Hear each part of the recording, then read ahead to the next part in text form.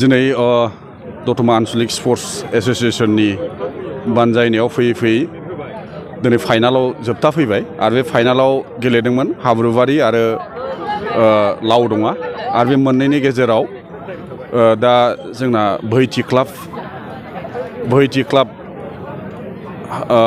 हाब्रुबारिया देरहानानै थांबाय। दा बे समाव आङो मोनसे दिनैनि जेनाखि फाइनाल हाबाफारियाव नुजाफैनानै जोबोद मोजां मोनदों। लोगोसे जोंनि बे दतमा ओनसोलाव गोदोनिफ्रायनो नैबे जेनाखि लिगखौ गेलेहोबाय थायो।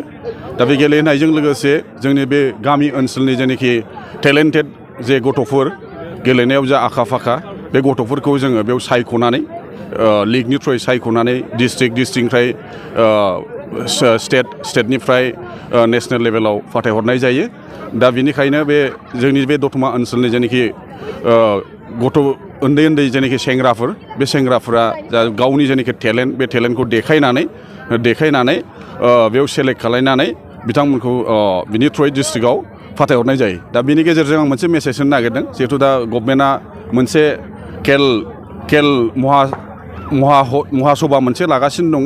मानो होनोब्ला स्कुलनि थ्रुयै जाय गथ'फोरा बबे माबायाव गावनि जेनाखि टेलेन्टखौ देखायनो थाखाय बिथा बे गथ'फोरखौ गामि लेभेलनि जे गथ'फोरखौ मोनसे स्कप होनाय जागोन। आरो बे खेलाया जाहैबाय BCDC लेभेल, BCDCनिफ्राय ब्लक लेभेल, ब्लकनिफ्राय डिस्ट्रिक्ट लेभेल, डिस्ट्रिक्टनिफ्राय स्टेट लेभेल जागोन।